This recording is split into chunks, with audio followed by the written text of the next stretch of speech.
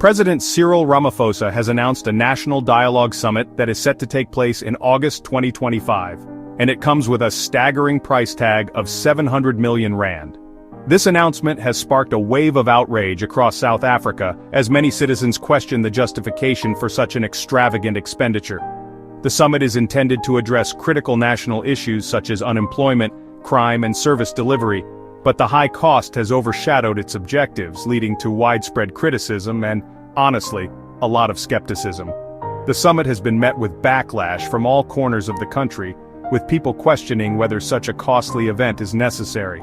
Critics argue that the 700 million rand could be better utilized directly addressing the socio-economic challenges facing South Africans, rather than funding an elaborate gathering. The perception that this summit is merely a talk shop, rather than a genuine attempt to find solutions, has gained traction, further fueling the discontent. Many South Africans feel that the summit is more about optics than outcomes. The timing of the summit has also contributed to suspicions about its intentions, as it comes at a time when the ruling party, the African National Congress, is struggling to maintain its influence. The summit is seen by some as a strategic move to regain control over the narrative and to present an image of a government that is responsive and engaged. The controversy surrounding the summit also touches on a broader issue: the perceived disconnect between the government and its citizens. South Africans are frustrated with what they see as a lack of accountability and a failure to deliver meaningful change. This summit, with its hefty price tag, has become a symbol of that frustration, representing yet another instance where the government appears out of touch with the everyday realities of its people. The National Dialogue Summit is ostensibly aimed at tackling some of South Africa's most pressing problems, including unemployment, crime, and inefficient public services. These issues have plagued the nation for years, and there is no denying the urgent need for solutions. However, the summit's ambitious goals have been overshadowed by the skepticism surrounding its execution, and the doubts about its ability to enact real change. Unemployment in South Africa remains at an alarmingly high rate, and crime continues to be a major concern for citizens who feel unsafe in their own communities. The government's inability to deliver basic services like clean water, electricity, and efficient public transport further exacerbates the public's frustrations. The summit, therefore, comes at a critical juncture, but the question remains whether it can deliver on its promises or if it will be yet another missed opportunity.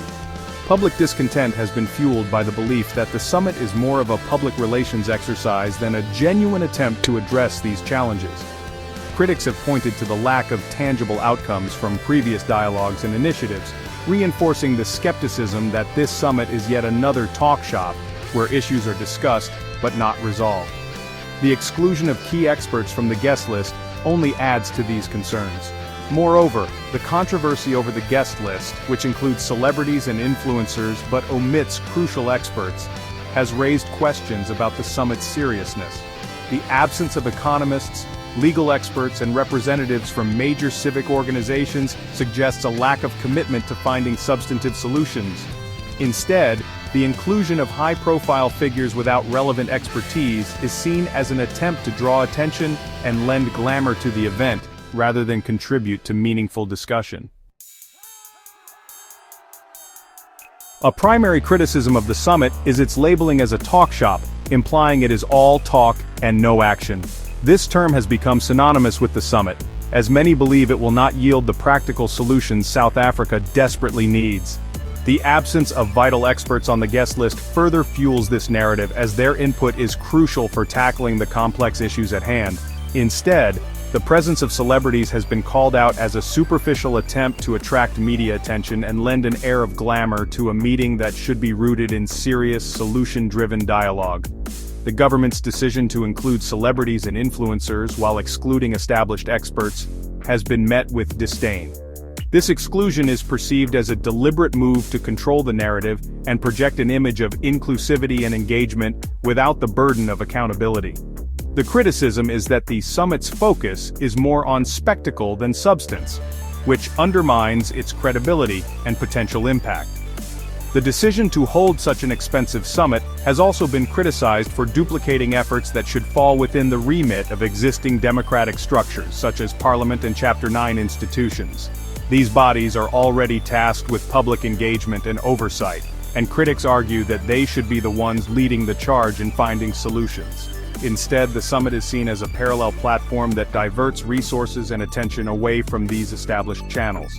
Political analysts have pointed out that the summit may be more about political image than real solutions. The timing of the summit, alongside the ANC's current challenges, suggests it may be an attempt to regain ideological control and project legitimacy. Zakele Ndlovu, a political analyst, suggests that the summit's true goal is not to find solutions, but to create an illusion of legitimacy and responsiveness, thereby reinforcing the ANC's position in the public eye. South Africans are increasingly frustrated with the government's perceived lack of accountability and inability to deliver real solutions. The outrage over the 700 million rand summit reflects a deeper dissatisfaction with how public funds are being utilized. Many citizens feel that instead of investing in expensive gatherings, the government should focus on addressing the pressing issues that affect their daily lives.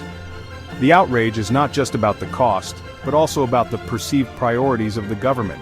Citizens are calling for transparency, accountability, and tangible results that improve their quality of life. They want investments in infrastructure, education, and healthcare, not lavish summits that offer little in the way of practical outcomes. The widespread discontent underscores a growing demand for genuine action and systemic change. Experts and ordinary citizens alike have expressed that South Africa already has the necessary structures and platforms to address these issues, such as parliament and civic organizations. Yet, these entities are often underutilized or sidelined in favor of high-profile events.